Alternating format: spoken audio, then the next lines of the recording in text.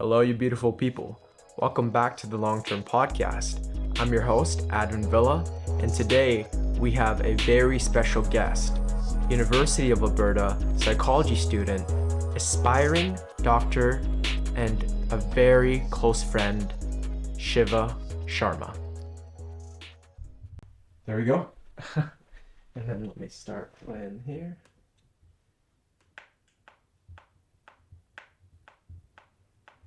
Boom, we are live. Shiva, I am so happy to have you on today. Welcome. Yeah, I'm happy. Honestly, I was kind of surprised when you invited me, but Dude, happy to be here. I You appreciate derive it. a lot of information from you, man. So yeah, tell me a little bit about yourself. Currently just in the Bachelor of Science, doing an extended year, Mm-hmm. and then hopefully want to go into medicine, but we'll see where that takes me. So let me quickly get recording. Yeah. So with medicine, what draws you into medicine? Why medicine of all the fields? Honestly, I think originally the reason I wanted to get into medicine was kind of shallow. Mm-hmm. I feel like with Asian culture, there's a pretty linear view of life, right? It's like you go to school, you go to university, you get a job. The type of job you get's either stereotypically like lawyer, doctor, pharmacist, dentist, like stuff like that, right? So like, okay, I'll pick a job just out of that hat. So at first I want to be a lawyer, and then I realized I probably don't want to read every single day, and it's not about stuff that I find interesting. It would just be, cases like that. Right. So then I thought, okay, maybe medicine, because I enjoy biology, makes a lot of money, obviously. So I was like, okay, maybe that's like a good thing. But I think for the longest time, I didn't have the purest intentions. But that definitely changed when I started shadowing a doctor. And he was my family physician for probably like the last 15 years, 20 years. Right. And the thing I really liked about family medicine is like obviously it's family oriented. And I thought a cool thing about him as a doctor was that he got to take care of generations of family members. So he's looked after the grandparents, the children, and then their children, right? And he built like a relationship with them. And I thought that was really cool. And one of the coolest things was he used to work with actually the Edmonton Eskimos. Wow. Before he became a doctor, I believe. And he worked with one of the patients. And worked with one of the players. And that player actually ended up having a daughter. 20 years later, same daughter comes in and she has her own kids, right? And I thought that was so cool that, like, okay, you've looked after this person, and then now you're looking after their kids, and then their kids, right? And every single time I would go into a patient's room, he would say, okay, like, I've known this person for like 20 years, or like this person's kids, or this person's grandparents. They used to come to me all the time. So I thought that was cool. That's incredible, man. What you want to be that family doctor that's there for generations to come, right? Uh, how do you want to approach kind of the medicine? I think I want to approach medicine with a super open mind. I feel like with a lot of doctors, and I think a negative stereotype to a degree sometimes is like maybe they don't care as much. But if you think about it, when you see patients every day that go through like a harm or go through physical injuries, like that could take a lot on your mental health. So to a degree, you kind of have to view each patient not purely as like a person, but just kind of as like a number or a, I don't want to say thing, but like a person coming into you, but like to a degree, you kind of have to cut off your human emotions just so that if you're a trauma doctor or if you're just any doctor in general, right? Imagine you're seeing 30 patients a day, all of them coming at you with like different injuries or different health concerns. That would take a toll on you, right? But I feel like closing still like some of those emotions isn't going to be the greatest going forward. And I think there are also like a lot of preconceived notions that we have of people. Like I took this reproductive class, and it was basically about the problems people can have when it comes to having children. And one of the coolest things was it kind of shed a light in the fact that 50% of all fertility issues are caused by men, right? Really? Yes. And it's shocking to you, right? Mm-hmm. And I feel like a big idea within at least Eastern society, and I guess to the West to a degree, is that we feel like if there's a fertility issue, it's probably something to do with the woman, Mm-hmm. right? But there's a lot of issues that men can have. Like you can be infertile, you can have low sperm count, you can have erectile dysfunction, you can Right. even have nerve damage, right? Which can impact your performance. But I feel like if there's ever any type of problem like that, it gets put on the woman, right? Mm-hmm. Um, so I thought that was kind of cool. Like that wasn't something I've always thought about. Right. But being open-minded and kind of looking at like a broader perspective is something I constantly want to do. Mm-hmm. And I also took a class about the elderly. It was a psychology class about the elderly and just ageism. So negative stereotypes you can have about elderly. And that kind of made me realize that there are so many aspects of medicine that you can have kind of a restricted mind about. Mm-hmm. So I think if I were to become a doctor, I want to be super open-minded and just have a holistic approach to it and not like too narrow-minded, I would say. Are you going to be a doctor where you'd ask about the stress at home and kind of what they're going through? Because you said you also don't want to attach too much emotion because you don't want to be taking their problems, right? Yeah. But at the same time, you kind of have to. You can't Yeah. just shut off that emotion, Yeah. right? Like going into it, you really don't know what you're going with. But do you have some sort of picture with, oh, sorry about that. That's okay. What if you got a patient and they are just going through just a lot and they need someone to talk to and they have no one but you, you know, like it's just you're gonna be put in a tight place Yeah. at certain times, right? And are you ready for that? Actually, it's interesting that you say that. Yeah. When I was shadowing the doctor, Mhm. sometimes it was around like 50% to even greater of the patients that would come in. It was because they had some sort of like depression or sadness. It wasn't even that there was something physically wrong with them, but there was something mentally going on, right? Mm-hmm. So I think for that, you can be there for them, right? And you want to advise them to obviously seek professional help, such as a therapist, psychologist, right? Mm-hmm.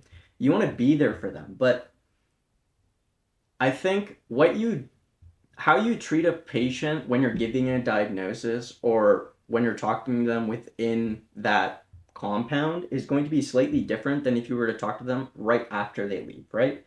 Because I think when you're coming in with me, or if you were to come in with me, right, I'd want to keep it professional, right? While I'm giving you a diagnosis or what I think you should do. And then after that's done, I mean, we can talk about like anything, right? But I think to a degree, if you're looking after a patient, you have to cut off some of the familiarity that you have with them Mm-hmm. and sort of just keep it one to one. Because that's what my family doctor did a lot. Like he would joke with them before he would give a diagnosis and afterwards. But I think when he's giving it, he's a bit more firm. Because you can't really be that much of a friend if you're telling someone that, like, oh, you might have this type of condition, right? There's no real nice way of saying that, Mm-hmm. right? You want to be um, to be good at that job. You want to be objective, and at the same time, you also want to be comforting, right? And Yeah. where do you draw that line, right? Honestly, I feel like that's something that will just come with experience. Mm-hmm. I don't think I can objectively say right now that, like, at this point, this would happen. I think it's just something you would develop over the years. Right. And if I have any problems, I'll just go talk to another doctor that's been Yeah. in that field for a long time. Or even nurses, for example, right? Right. Because they deal with probably more patients to a degree than a lot of doctors do, just because a lot of patients that have to get taken care of in a hospital. So I'd probably just go to talk to a couple nurses, a couple doctors, see how they deal with it. Mm-hmm. And also, I think another thing is a lot of doctors and a lot of nurses or even med school students can't deal with it. So there's a super high dropout rate out of med school. Like it's not super high, but there is a substantial amount of people that drop out of med school or nursing, or even drop out when they become a nurse because they can't really deal with like Take the heat. the Yeah. stress that comes with the job, right? Mm-hmm. So I know they in the medical field, they deal with just grueling hours, right? 12-hour shifts, just night shifts, and it's high stress, right? Now, what about that fine like makes you feel good? Like it sounds like suffering because when you do go to med school and you are for sure, right? There's no you maybe is it like a 90% chance like maybe you will go and then the 10% chance you won't, or is it like 100% you're gonna do it? I'll say with a 99% certainty That that's you won't. the only thing I want to do. But I Great. mean, I always leave something up to chance. Like, who knows? Yeah. Maybe Who there's knows? something else, right? Right. But So, what part of it attracts you? Like, it sounds just so stressful, man. And it's just there's the long hours, and then it's just 12 years of school, bro. Like you've been in school yeah, since or since elementary, man. You know, and then right after high school, you never took a break. And doesn't that just don't you wanna just have an end to school? Because then after school, it's gonna be more work on top of work, yeah. right? What attracts you to that? Actually, it's kind of interesting that you brought this up. Mm-hmm. So, with a lot of the grueling hours, you would see that in residencies. Residency, essentially, like after you finish your 4 years, Mm-hmm. right? Mm-hmm. Depending on what you want to specialize, so if you want to become a family doctor or maybe like a surgeon or something like that, you would go through residency, and that's really when you would work those crazy hours. Like there's some residency students who will work 100 hours a week. What? Yes. That's insane. Yes. That's not healthy at all. No, but the thing is, to a degree, like there's such a need for a lot of doctors or nurses that they kind of just use the residency students as kind of just like cheap labor. Because to a degree, because you get paid in residency, but to a degree, you get paid. This might not be as accurate anymore, but you would be getting paid less than minimum wage for the amount of hours you would be working. Really? Yes, because if you're working 100 hours a week, and I'm assuming you're not working that like every week, because that like probably kill you. But if you're working 100 hours a week, and then some weeks you're working like 50, 60 hours, you would not be getting paid enough to, to make a living out of that, right? But right. Yeah, it's essentially just cheap labor. And to how we'll deal with it, I mean, it's just something you kind of have to do. Right. But this was kind of a recent problem I was having, is because life has kind of seemed sort of linear. You'll go to school, get a job, and I was kind of just thinking, like, when does the grind ever stop? It doesn't. No. It never does. No. I mean, that's nothing worth having comes easy. Yeah. Right. And I'm sure with studying, and I know you're in your 4th year right now, right? Last year, so I'm taking an extra 5th year. Okay. Well, when you go through struggle and you're doubting yourself whether you can do it or you can't, it's just, how do you cope with, because I know it's very tense and there's high expectations and it's very competitive, right? How do you cope with the pressure? How do you rationalize everything? And it's just, is it worth it? And when you're questioning yourself? I would say with the whole grind aspect, a person that's really helped me deal with it is Philip. Because I remember I used to say, like, oh, by this age, I want to do this. I'm like, but then when I'm 30, what will motivate me to, like, continue going? And he was like, but you're not 30 right now. You're, like, 20. So just focus on you now, right? And it's not like when I'm going to be working or when I'm going to be in residency or whatever job I choose to do. It's not like I'm never going to have free time, right? Like, I'll still have summers to do what I want with my family. There's always going to be time. I think it's just when you look at how long life is, it can kind of seem like a lot. So what I've learned from Philip after talking to him is just living more in the present than focusing too much about what next steps I have to take, right? Like, I haven't even gotten to med school, so why am I worrying about the fact that I have to work 100 hours? Right. Or that I have to raise a family? Like, I'm literally single. Like, why is that something I have to stress about now, right? Yeah, there's no point in worrying about the future, Yeah. right? But then you're in that sense though where it's like you post so much emphasis and that becomes your identity, Mm-hmm. right? And do you find that when you do go through these times, right, what helps you feel present? Like do you focus on your breath? Are there any practices that you do? Maybe you phone a fill up. What are what are some tools to help you ground back to reality? Uh, I think I struggled with this a lot in high school and early into university Mm-hmm. because it was a lot of pressure that was kind of self-induced Mm-hmm. because everyone in my family knows I want to become a doctor. Yeah. So, Mm-hmm. and all my friends want to know I want to become a doctor. So, Mm-hmm. the amount of pressure that kind of goes into that kind of became my identity. And even if I were to go to India, right, the first thing they do when they see me is say, "Oh, it's Dr. Shiva." Really? Yes, Yeah. and Yeah. like they're like, "Oh, he'll be a doctor one day." And on my mom's side of the family, there's never been a doctor, so I'd be the first one. You're the pioneer. Yeah, Yeah, the so first. the amount of pressure I had in high school, especially, kind of took a really big toll on me because it got to the point where I would feel anxious if I wasn't studying, right? Because I felt like I could always just be doing You're more. guilty. Yeah, like Yeah. I would feel guilty. That's why I didn't go out as much because I was like, okay, I could just Mm-hmm. spend time studying. Mm-hmm. Um, and then another problem that happened was if I was to study, all these emotions of I have to become a doctor. Like, what will happen? Like, will they become disappointed? Would make me not want to study just because it would bring all that pressure onto me. So then I got to the point where I was anxious if I wasn't studying, and I was just sad when I was studying. So there was never really a good balance there, and I didn't really realize this was a problem until I talked to Oliver. Mm-hmm. And I think Oliver was probably one of the first people who genuinely made me rethink a lot about what I want in life and the fact that, my problems matter too.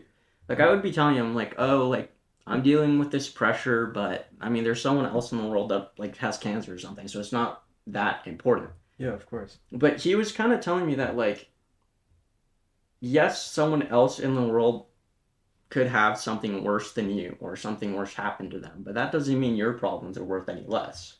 There's this idea, I got it from Christina, actually, Christina, Severa's sister. Yeah. And we talked about just mental health and just problems. And you can be drowning in an ocean, or you could be drowning in a swimming pool. And you're both still drowning, right? Yeah. It's just your problems are valid.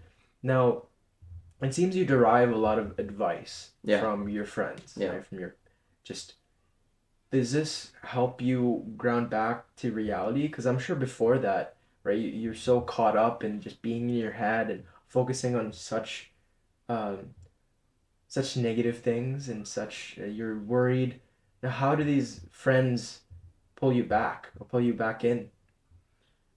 Honestly, I feel like everything I am, or to a large degree, like most of what I am now and will be in the future, is really based off the fact that I take a lot in from my friends and family. And I know Mhm. like there's a saying like comparison is the thief of joy, and I think that's true, but I think Right. that's if you associate negative emotions with it.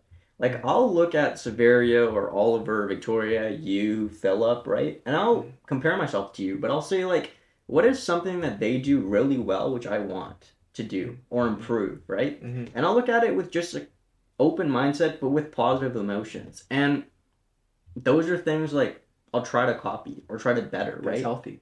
I'm not Mhm. trying to compete with you. I'm just trying to grow with you and trying to go grow through them with my friends. Mhm. So I was really hot-headed, I would say, in high school, but I learned to become a little bit more patient because I would talk to Sav and he's super patient, right? You're very patient. I love Severio. He's Yeah, amazing. great guy. And I learned patience through him. I learned to be open-minded and kind of realize that my struggles matter too through Oliver. Mhm. Philip kind of showed me like Mhm. what it's like to be super dependable, right? Mhm. Victoria's already in law school, right? She's doing great. She's Yeah. amazing. Yeah. And she just shows me that like, working hard can really show you these results. You with your positive mindset, right? I try. You start this, Yeah. but like whenever I feel down or I feel like there's something I can improve upon, I just look at one of my friends or family members and I just look at, okay, they do this better than me or they do this that I'm not currently doing. And I'll compare that and I'll just say, okay, that's something I want to do. It's amazing. With the change you mentioned in high school that used to be very hot-headed, Yeah. and now you'd say you're less hot-headed. I'm sure it Yeah. still comes, there, right? but But what brought upon this change? I mean, did you just realize it one day and go, wow, I need to change my ways? How did it come about? I didn't really like how I would treat people I cared about Yeah. when I would get angry. And a lot of the times, it wasn't really, it wasn't their fault. Most of the time, they'd just be joking or Mm-hmm. I would just get angry. But I feel like the fact that I would take out my frustration or the pressure I was feeling again from school or just trying to succeed onto them was not really fair. So then at that point, when I would be super angry or I wouldn't really be angry at them, I'd just be angry at myself. I'd just be angry about the fact that, like, why didn't I do this? Why aren't I succeeding? Like, what is there more I have to do? Like, what more do I have to do, right? For my family, right? Mm-hmm. And I do want to preface, I don't resent any of my family members. They didn't do anything on purpose. It was just the pressure I put on myself. But the pressure I put on myself would end up just blowing up into these like really heated moments for me. And I didn't like that. Mm-hmm. So at that point, I realized, okay, I probably need to learn to be a bit more patient, but also deal with whatever emotions I was going through. Mm-hmm. With that built-up tension, right? How did that? You said it's not your family's fault, Yeah. and like some friends and family they got hurt along the way. How did it come about? Like, were you just what did it show in your facial expressions, or was it just in the words or the actions that you took? Um, I feel like it would come out in the words. I would say honestly, even now I kind of just say whatever comes to my mind, yeah, but that's right, really right, bad, right. especially if you're angry. Because a lot of the times you'll just say things you don't mean, but you know will might hurt that person. Yeah. And that's not something I wanted to do in the future, right? So, and after I would see that, like, my friends or my family especially would just get hurt by what I would say, that was kind of eye-opening, and that was something I really wanted to change. Dude, that's so difficult because when I was also in high school, um, just a lot of things that came out of my mouth felt justified for me because I felt so Yeah. victimized, right? And you're so in it because like, oh man, I have all these problems, and then I get into fights with my dad, and it got so bad that we were just we were so distant. We were fighting once a week, and Yeah. I was just I felt so closed off, and I felt so just overwhelmed, and I felt like the victim, but I never truly looked at my own actions, right? Because Yeah. when you look in yourself inwards, it's like kind of ugly in there, right? You feel kind of uncomfortable. It's like, well, I don't feel comfortable like looking at that. And so people try to run away. Yeah. So what made you run towards kind of to introspect, to run towards yourself instead of running away from your problems? Right? Uh, Was it just got so bad, or Honestly, that's a good question. I never truly thought about what made me. I think I had this habit of just asking my friends or even my family, I was like, what is something I do that you think I can improve upon? And I know my sister told me, she was like, well, sometimes when you get angry, like you say things like that hurt me, so I wish you just would, chill out essentially. yeah, And I would talk to Severio, and I think he told me like, oh, you should, just learn a bit more patience. right. And I think just objectively hearing it from other people when you're cooled down and not angry kind of just helps you realize that, like, yes, you have sort of a problem. Mm-hmm. So that is something I've been working on a lot now. I think everyone obviously will get angry, but how you deal with the anger is important. So I try to be a bit more collected, I would say. Right. Yeah. That's awesome, man. I'm very happy for you that that's you've come to that conclusion, and that's probably brought you closer to your family and friends, right? Yeah. And that's made you just have a peace of mind.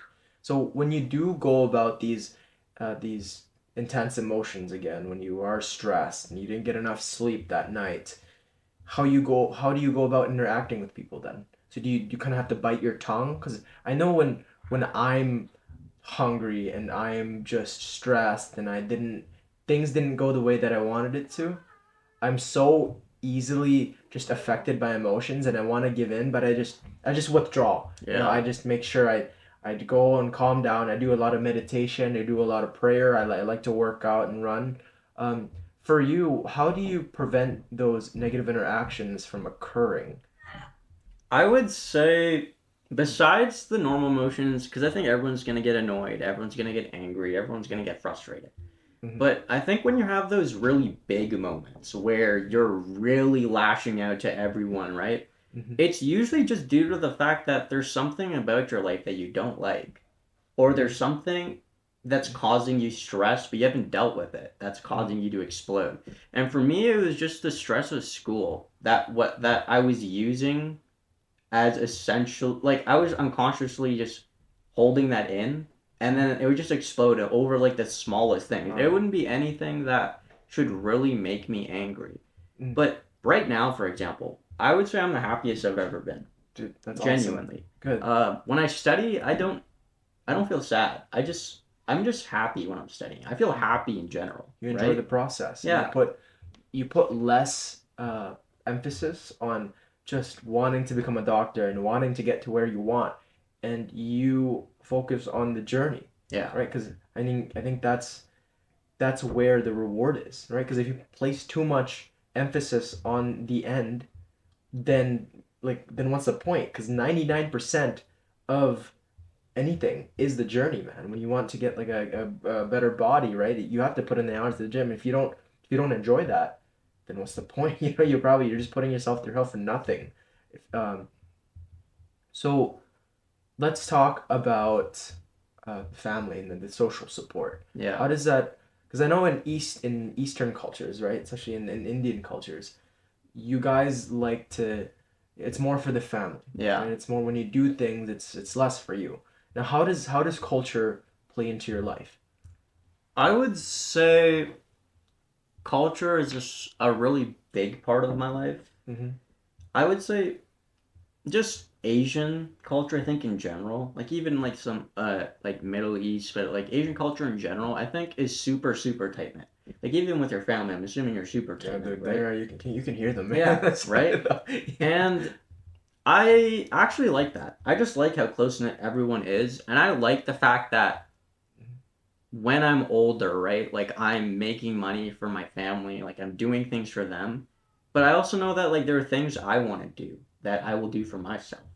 Mm-hmm. So I like to keep a nice fine line there, but at the end of the day, a lot of the things that I want to do is for my future wife, my future kids, right? My grandkids, Your my family right yeah, now, and if you want to take care of them, right? yeah, It's just exactly.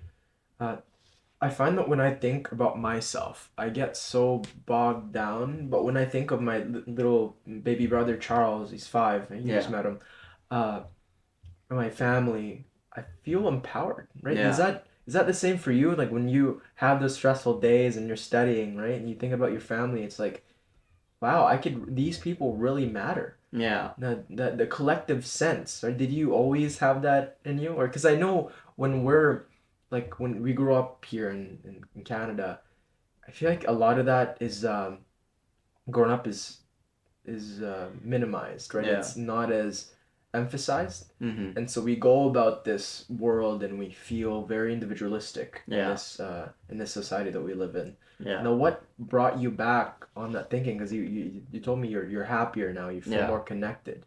So, at what point did you realize, oh, I need to do this for my family. I need to think about the collective. To be honest, I kind of describe myself like a coconut. Like I'm brown on the outside, white on the inside. Do you? Yeah, Okay. like I would say it's kind of 50-50. I Mhm. appreciate how Mhm. much of an identity you have. I think you get more of an identity in Western culture, whereas in Eastern culture, it seems your identity is really associated with your family. Mm-hmm. So I kind of like to draw a nice medium between that, where I have an identity with my family, but I also have a personal identity, right? Okay. So I want to do things for my family, but there's at the end of the day, there are things I also want to do. Mm-hmm. So I would say that also does not necessarily lead me to where I am now. Mm-hmm. I think the reason I'm just happy is I'm not, I'm truly not envious or jealous or resentful towards anyone. The only person I'm really just thinking about is myself. Not to sound narcissistic or anything, but Okay. like Right. Right. I think a lot of problem people have will be one of two things. Either if they accomplish something, they'll Mm-hmm. say, "Oh, well, someone out there probably did better than me." Right? Mm-hmm. But I mean, okay, then someone did better than that person, and then better than that person. But then at what point can you just start appreciating what you have done, right? Mm-hmm. But then if they struggle with something, they'll say, okay, well, there's someone else in this world that's struggling more than I am. But then, like, you're not happy when you succeed, but then you're Mm-hmm. not truly taking in the emotions of sadness when you don't succeed.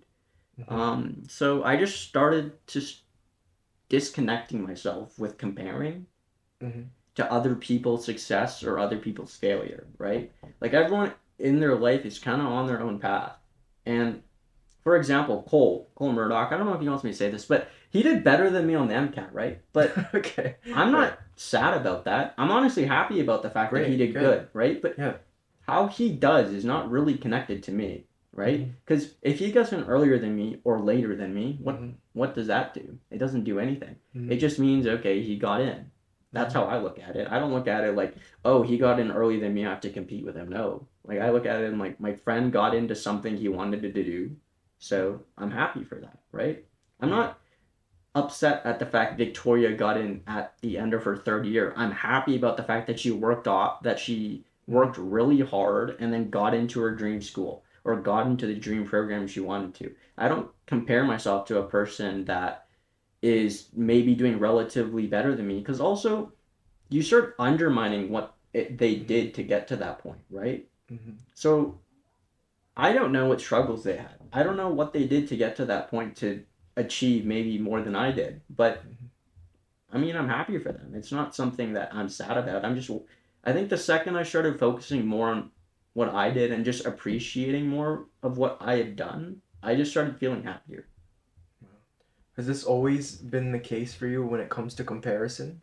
Because I know that's just with me. I when I do feel happy for people, there's also that sad side of me where it's like, oh man, it's taken away from me. Right? I feel a little bit jealous, and it doesn't sit right with me. Now, do you don't feel any of that at all? Now I do not Oh. whatsoever. Like Mm-hmm. with money wise, if I see someone who's wealthier than my family Mm-hmm. or is making tens of millions of dollars, honestly, I have a really, really, really huge amount of confidence in my ability to succeed in life. Mm-hmm. And this is not just coming out of arrogance. Like I genuinely believe like if I try hard enough, if I put in my heart into something, like I'll get to a point where I can own a Lamborghini or I can have a big house or I can do this, this and this, right? And even if I don't, that's fine. I know eventually that like if I work hard enough, I will get there. And there's no real doubt in my mind that makes me think that like, Mm-hmm. oh, maybe I won't get this. But I mean, Yeah. I think I wouldn't get that if I just didn't try. How did you come about that? Because I know a lot of people, you seem very confident in your ability to make money and to be able to make it in this world. And a lot of people do not have that mentality. I mean, there's so many excuses these days, right? And nobody wants to put in the work. And through effort, you said you can attain anything. Who taught you that? Um, Honestly, I think I learned a lot of this recently.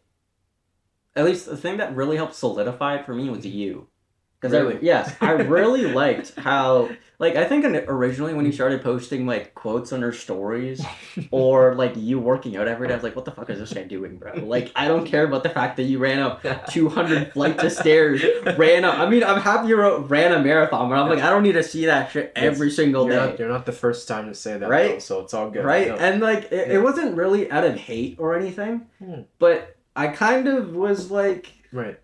I mean, as a friend, Mhm. I was like, okay, let me like Calm calm down about this and just think about it. Like, I mean, so what? Like, you're happy about this, and the fact that you're working so hard and you're seeing these results, you're getting it. You got into university, you ran a marathon, which a lot of people don't think they could do, right? Thank you, Shiva. Like, that sort of hard work kind of made me take a step back and kind of reflect on my own life.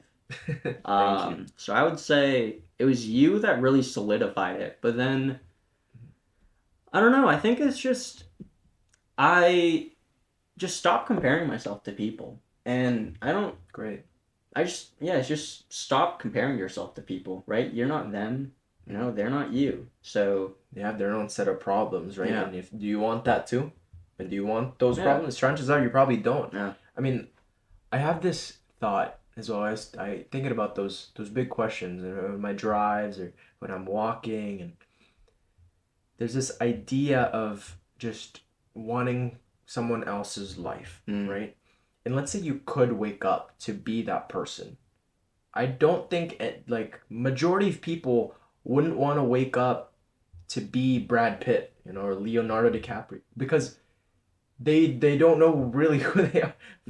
For all we know, those people could have the most miserable lives. Yeah. They could be on the outside. They could have just the best life, driving the fastest cars and going on the lavish luxury homes or vacations. And while that is fun and all, we are born, right, with our family, and then we are friends, and we know ourselves better. Yeah. Right? And when you go about your day, right, 'cause you tell me you're a lot more present these days. Yeah.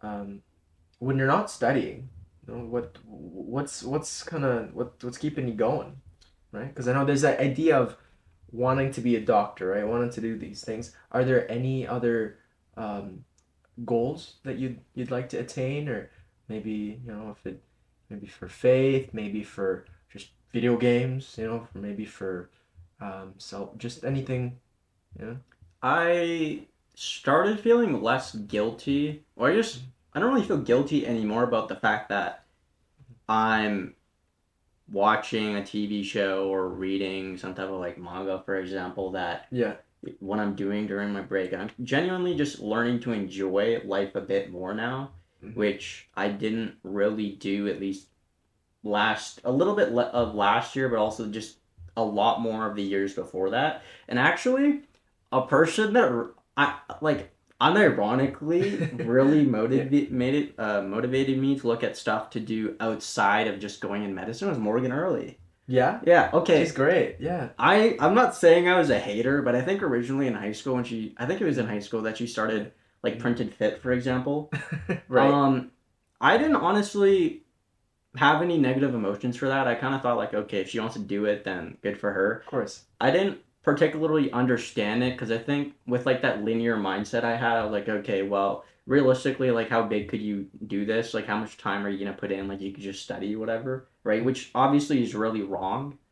But then as I grew, I kind of realized that regardless of what she chooses to do, as a friend, I should just be supporting her, right? Of course. So that was the first realization I have. Is just like, regardless of what my friends do, I mean, she's not going bankrupt. She's not putting her house on mortgage. So it's not like it has any negative emotions on her. So, I mean, I should just be happy with that. So I think that was the first emotion I tackled with that. But the reason she really motivated me is I don't really want to work until I'm 60. And then, I mean, I want to help people, but I don't want to feel that like every patient that comes in is just like a separate paycheck, right? I want to go in there because I genuinely want to help them. You want to help. Because a big problem is that, or not a big problem, but a lot of doctors, they get paid by the amount of patients they see. So each individual patient that they see, they get amount of money for them. But I don't want to get to the point where I'm like, okay, I need to do a set quota for a day, right? Mm-hmm. And I think to do that, I would want to be making enough money, um, or like do something outside of that, right? That makes me feel comfortable. And I think seeing Morgan, for example, start her own business or just Right. doing anything outside Mm-hmm. of her of school really motivated me in thinking that like there's other stuff I can do even if I'm in medicine, right? Or for example, like a side hustle, or even sports, for example. Like there's other stuff I can do that can kind of just help make me feel that my entire life is not just towards medicine or towards one thing, right? Mm-hmm. So I think it was actually Morgan Early that really helped for that. That's awesome. Yeah, no, Yeah. I just had Morgan Early as my first guest Yeah. a couple weeks back. She's amazing. Um, you seem to derive a lot of what's it called, self-worth from medicine, you said, but then you said there's more to life than just that, right? Yeah. You want to do all these things. Now, how do you know which ones are worth it, right? How do you, is it the feeling that you derive from them? Is it just what people say about them? Is it just, how do you determine what's right for you? Honestly, I don't think you truly know until you do it, Yeah. right? Like, I mean, I'm not really gonna know if something is truly meant for me or something I'm gonna enjoy until I start doing it. Originally, for example, I thought anime was the dumbest shit ever. I thought it was only weeds, fat little chubby like Asian people watching Right? it Yeah, with like right. some bad acne and like glasses and like a Yeah, right. nerd. And I was like, I ain't ever watching anime or manga Right. or doing any Right. of that like weeb shit. Like fuck that, I'd bully you. Right, right. Not like literally, but like Of I'm like course. I'm never gonna do that. But then I started doing it, Mm-hmm. right? Open minded. I went into it. I think the first one I watched was Haikyuu, is like a volleyball Bryce got me to anime. watch that. Yeah, I it was Bryce. I think who recommended. they lost the first one. Yeah. Like the very last episodes they lost, Yeah. so I stopped. I lost like I was so hyped and they lost. So Yeah. that's Yeah. it. I'm not watching Haiku again. And They tell me it does get better though. Yeah, it does. But yeah, after that, honestly, I kind of just realized that I gotta stop having these initial thoughts about stuff I haven't even done.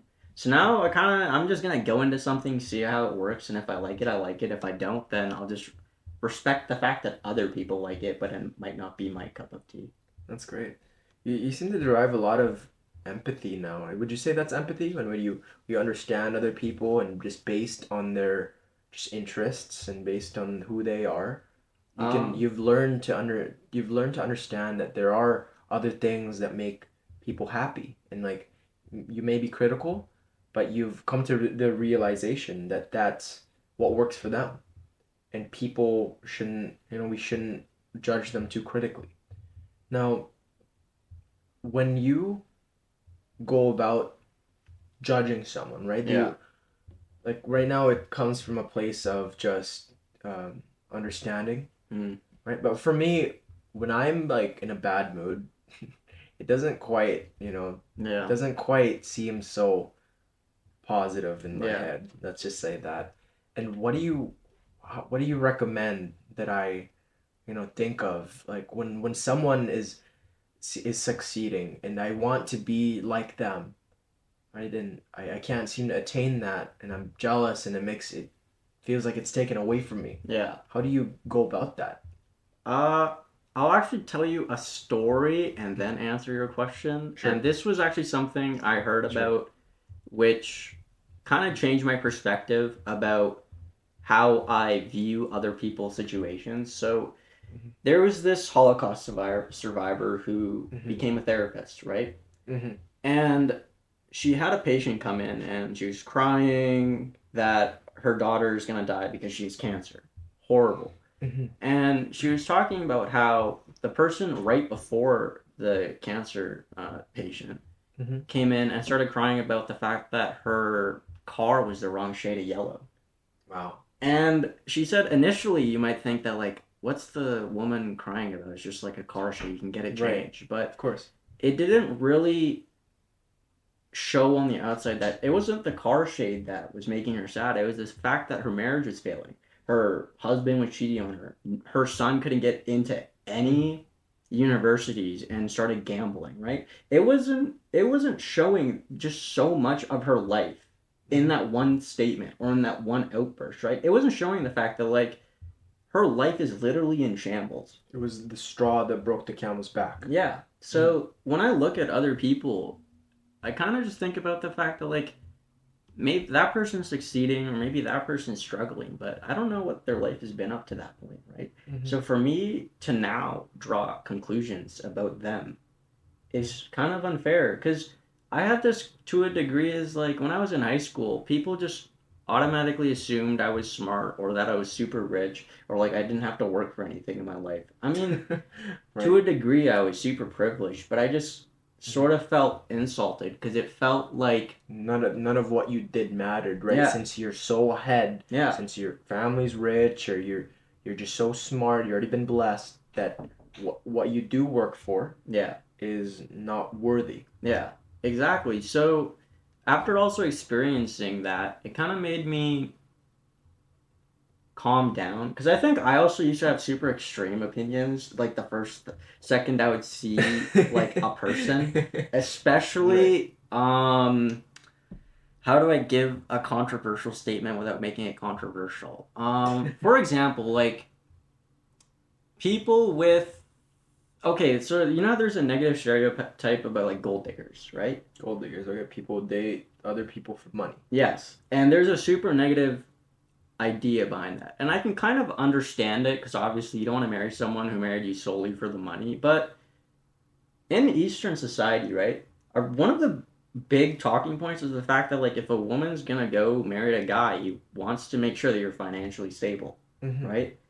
Because, but without really taking a deep thought about it, about like why does a woman want to maybe marry that guy because he's rich? Well, like if she's not working right now and that guy expects her to stay at home for then 20 years of her life, she wouldn't have been working. She wouldn't have any experience. So then what happens if like I don't know, she's broke or like he's broke. Like what would happen to her life, right? Like it's a really big sacrifice stay-at-home moms take to essentially get let go of their career to stay at home, look after the kids.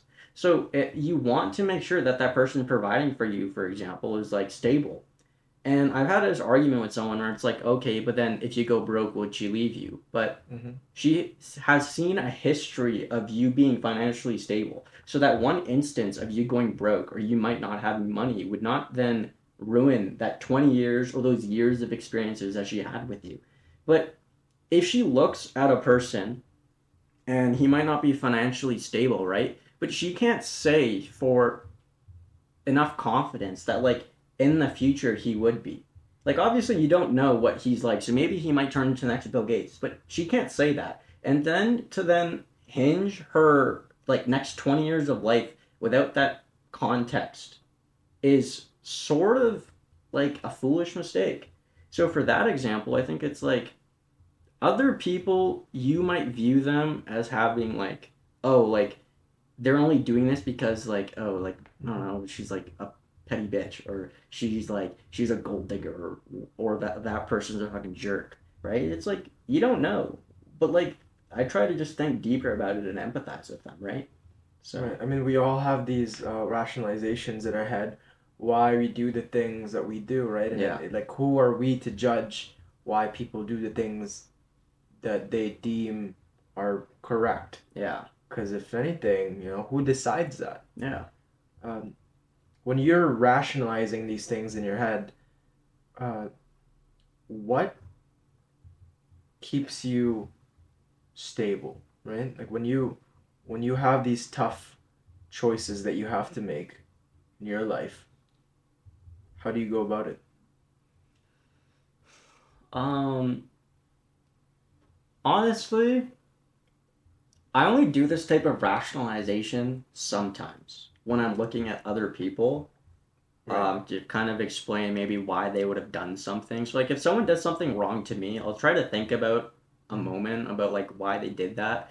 And maybe I'll go talk to a friend and I'll tell them my situation and I'll say like, what do you think? I'm kind of angry or I feel sad about the fact that like this happened, but what's your opinion on this, right? And I try to get an objective opinion from like an outside perspective.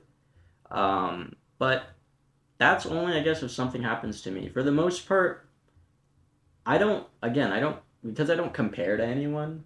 I don't want to compare myself to other people or have someone compare themselves to me. I don't really have that much of an issue now. Like now, I don't have that issue. Maybe in the past, if you were to ask me this question, like 2 years ago in high school or in high school, for example, my answer would change. But right now, I don't really have that problem. Do you struggle with anything right now? Yes, it was that I think when we mentioned earlier that I have a problem looking at life a bit too linearly or trying to plan what I'll do 10 years from now, 20 years from now, 30 years from now, right? Instead of living in the moment. So I'd say that's probably my biggest issue is just trying to stay grounded in what I'm doing now and kind of appreciate it, right? Because I feel like in high school, I could have done a couple more fun things, or I could have gone to a couple more parties. Beginning of my university life, I probably could have gone to a couple more events, or just done a couple more things with my friends, which missed out on, right? So I think my biggest problem now is just living in the moment. But that's also like a problem I've noticed myself. So maybe there's other problems I've yet to find, but when I could find them, I'll deal with them. Right. How do you deal with uncertainty? Right? Like there's a lot of things in life that we can't control that will Yeah. just pop up. Right? Because I remember you telling me you were so distressed the one day we were in education because of that forget what you were stressed about, but after the week after you were fine, like you have dealt with it. Yeah. And just when these things pop up, right, and you're stressed and you're bogged down, like how do you deal with them? Honestly, I'm kind of a psychopath in one aspect is I can move on from things super fast. Mm-hmm. So I mean like any normal person if they have to do something, they'll get anxious about it obviously. Like even if you're super confident going into a test. Like I wrote midterms this week and I studied a lot. So I was confident going in that I know I can do well, but even just writing it, I still felt nervous, right? And I think that's a normal emotion, but after I've done something or like after I check my MCAT mark or after I get a mark back, which maybe isn't what I wanted it to be, I'm not. I mean, I'll be sad about it for maybe like a couple hours, and after that, I don't honestly care. Yeah. Like I kind of just wipe my slate clean and kind of just act like I'm doing something new again. Because I kind of just believe that like, sure, if something goes wrong, I mean, unless it's a one in a lifetime opportunity, for the most part, you have enough time to then just do it again. And I don't believe in the whole like your destiny's predetermined. I just believe that like if you fail 9 times, maybe the 10th time you'll succeed. Right. So especially with the MCAT, like I'll probably end up retaking it, but I kind of genuinely believe that like the next time I do something, even if I failed it, I'll just succeed. And if I don't, then I'll just do it again. Like what's stopping me, right? Yeah.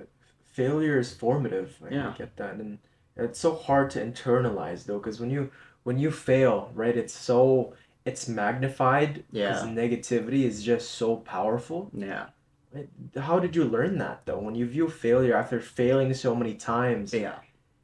doesn't that just weigh down your hopes and dreams, and doesn't it just cloud your judgment and like it makes me not want to study. Like that when I get a bad mark, I'm like, what's the point? I tried, Yeah. especially when you Yeah. try so hard into something, right? Yeah. And it doesn't end up aligning with your expectations. Now, with effort and expectations, Yeah.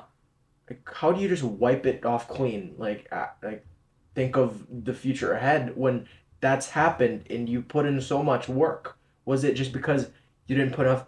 I didn't put enough work, or is it just how do you how do you rationalize it? How do you wipe it off clean? I developed this, I think it was at the end of my second year. Mm-hmm. And because actually, I had a big problem too originally where if I failed something, I would think too much about it. And then I would get so anxious about the fact that I didn't want to fail that like when it happened, it hit even worse, right? Oh, Because like jeez. you never want to like do anything and then fail about it, like fail. Like who wants to do that, right? Nobody wants So to you do that. want to. So for the longest time, like I wanted to do something, and I'd be so anxious about reading instructions and just rereading them multiple times so I do it correct the first time that Mm-hmm. it was kind of eating away at me sometimes when I fail. Mm-hmm. So then at the end of my second year, I was, I guess, super fortunate enough to work at a lab because I applied for a grant to research at at the University of Alberta Mm-hmm. under a professor. So then I won that, and then I work at a lab. And essentially, what I was doing was I was just dealing with like the tissues of different mice, and I was just looking Mm-hmm. at protein expressions in those. But I would have to run essentially like this experiment every single day, and the experiment itself is actually pretty easy, but the thing that's hard about it is first, there's like 20 steps to it. So each step individually might be easy, but then if you screw up in like the 11th step, you're essentially screwed for that day. Mm-hmm. And the reason you're screwed is because that experiment literally can take you 8 hours, literally takes you like 8 hours, right? So if I were to do 4 hours of it correct, but then the next 4 hours wrong, then I can't really do an experiment the rest of the day because I would start at 8 a.m. and then what? I would finish around 12, um, like prepping a lot of stuff. And then from 12 o'clock, I would run that experiment and I would be around halfway around 4 o'clock sometimes. But I can't start another experiment if I fail. I'd literally be there until 12 o'clock. Yeah. And most days I would leave around like 8, sometimes 10. Some long hours, man. Yeah, Yeah. but I wanted to get my experience in because, Yeah. whatever. Right. But I think I went a month straight of failing the experiment. And I think I did like over 100 of the same experiment. And I would Wow. literally fail. I failed like probably like 60 straight. It was terrible. You've learned how to fail. No, like I got to the point where I just didn't have expectations going in. Like I was like, oh, maybe like I'll fail. And then like I kind of went through what is it like the 7 emotions of like grief or whatever. Where it's Yeah. like I literally Yeah. went through Oh, all of wow. them. Wow. And then I got to the point where I was like, okay, I don't feel anxious doing this anymore because I know like I might fail, but I mean if I succeed, it'll be great.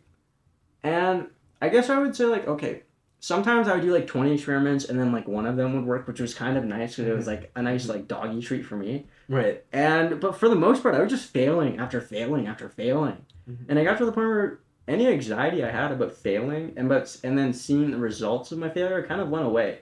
Mhm. Like just having that constant failure phase for me literally turned me into a robot when it came to like experiencing the failure. Because in the moment, I'd be like, "Fuck, I have to then do this again." Right. Because after you're done the experiments for the 8 hours, you have to put it essentially in like this mixture, and this mixture will essentially add some like elements like the proteins on the sheet so that it'll essentially light it up when you're looking at like when you put it in another box, and then you can see what protein lines you have and whatnot.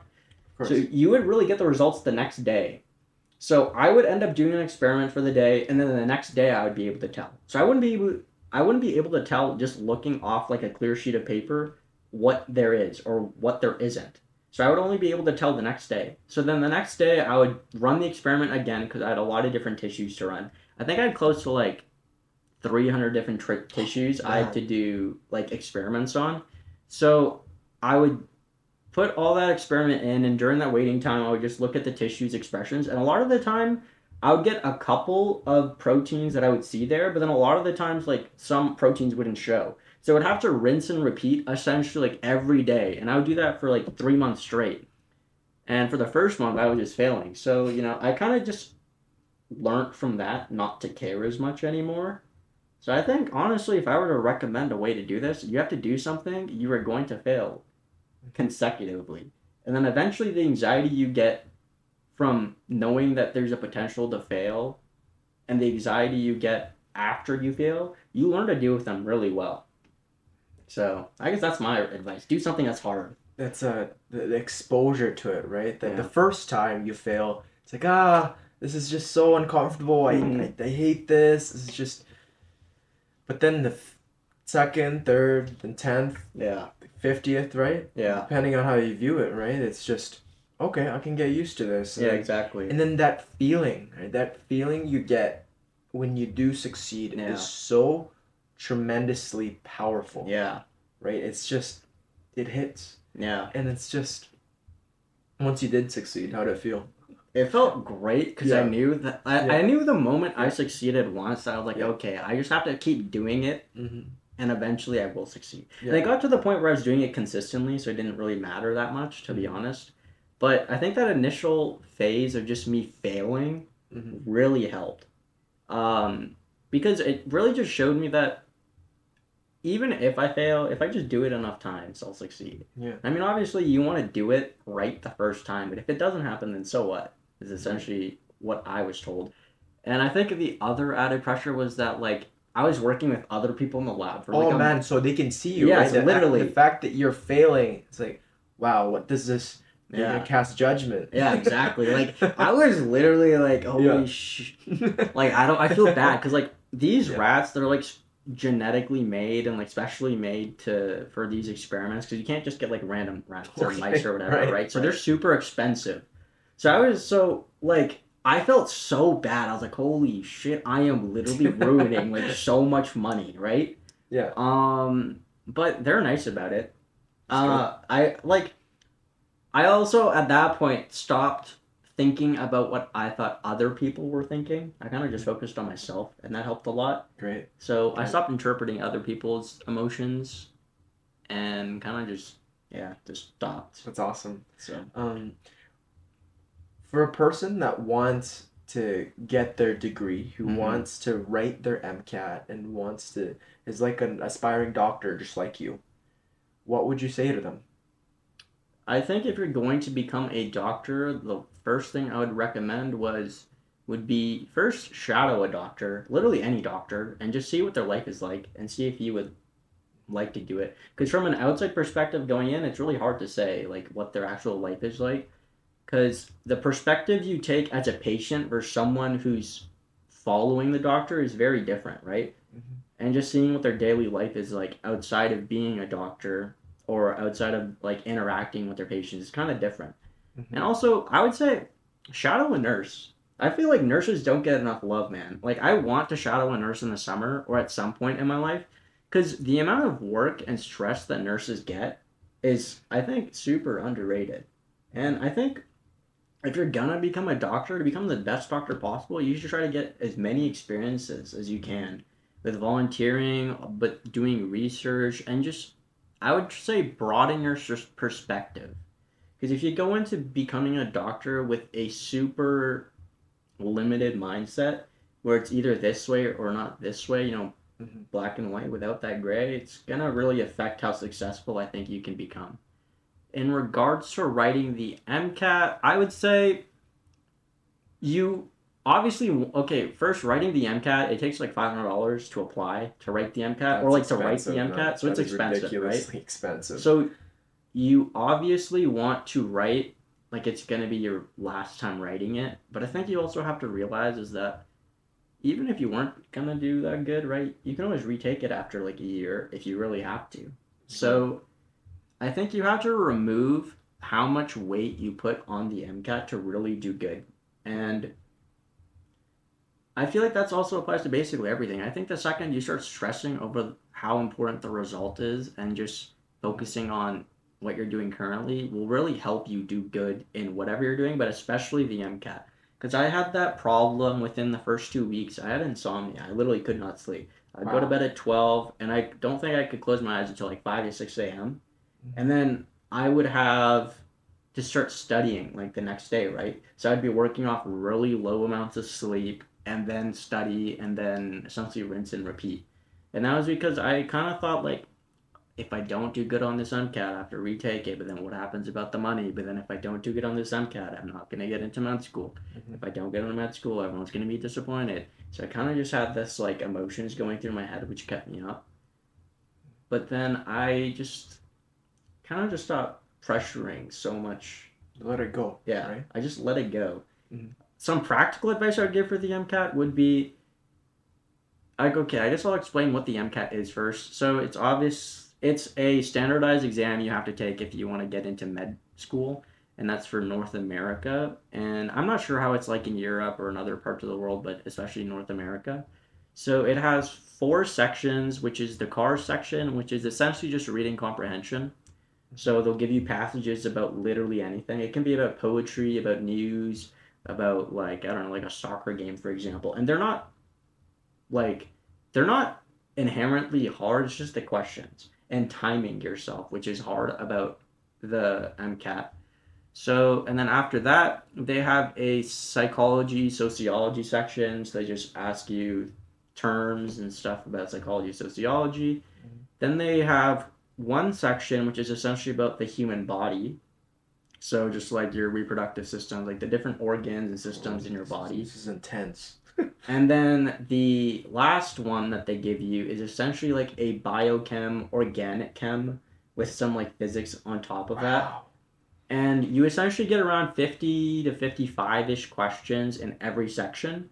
And the overall length is around like an hour and a bit for every section. Mm-hmm. So the overall limit you get for the MCAT is around like 7 to 8 hours. It kind of depends how long you take the breaks for. Right. So it's a battle of attrition, right? Like you want to make sure that first you're pacing yourself well on every question, because if you don't do a question right, like if you let that bog you down, you're screwed for a lot of that test, right? Because essentially if you spend too much time on one question, you're screwing yourself for like the rest of the passages in that one section, right? So I would say you have to get good at timing yourself, and because there's so much content to know, a lot of that content honestly isn't that hard. They'll ask you, I would say, a lot of the surface level stuff for most of your reproductive organs, for example, but it's just so much content to know that remembering all of that is what makes it hard. But I think if you constantly study for that, you'll be fine. The thing I would stress would probably be to do a lot of your practice questions. That was the mistake I did, was I spent too much time thinking about remembering everything and not enough time doing practice exams. Because really pacing yourself and doing these questions and seeing how these questions are formatted is what's really going to help you excel. So I didn't do bad. I think I did decently, but I know I can do better if I were to just practice more on timing myself, because at certain points of the exams I felt I spent too much time on certain questions, or I wasn't familiar with a little bit of how the questions could have been formatted, which was completely my fault. I had the time, I could have done more tests. So I think the next time when I will write it, I'll spend more time doing questions and timing myself. So what would you say to someone that's about to give up? Not even just about the MCAT, just anything. I think if you're about to give up on something, you should really just think about at the end of the day, like what's making you want to give up? Like what do you feel like you're losing? Or that, yeah, essentially, like what do you feel like you're losing if you don't achieve this, right? Like a lot of people we're in our early 20s, right? We still have 60 years of our life left. So what does failing one MCAT or not getting into the first attempt when you apply to med school? Like I don't think I'll get in the first attempt, but like what does that mean? Like I'm 22. I think I'm 22. I'm 22, right? Like I'm 22. I still have so much life left. So what does failing now really mean? Like 10 years ago when you failed a test, do you remember? No, you don't. Of course not. No. When you failed a marathon, or you failed like studying, or you failed doing anything, like do you remember a lot of those moments? Not really, right? No. So you still have so much of your life left that I think you just have to get more confidence in yourself, right? And just know that like even if I fail, it's okay, right? It's okay. Right? It's okay. Who cares if you fail? And I think I realized that even if I were to fail the MCAT or not get into med school the first time, like my friends wouldn't treat me any differently. Of course. You're still loved. Exactly, right? My family would still love me. I think it's just, I would think that they would lose some respect for me if I didn't get in, but like If they do, then that means they're not really like They're not long term. exactly. They're literally not long term. So Right. it's not really that much Mm-hmm. of importance, I would say, in failing. I think it's just recover from that Part and of you can do life. it, right? Man, I want to thank you for coming on today. You have been, I've learned so much, and you're a great friend, and I always seek your counsel for a lot of different things, and your journey to becoming a doctor has been inspiring thus far, and I expect a lot of great things. And even if you don't attain these things, you'll still like be a friend, and you're still loved, right? Mm-hmm. And yeah, guys, as always, keep it long term. Yeah. Peace. Bye. Thank you, Shiva. That was fun. That was fun.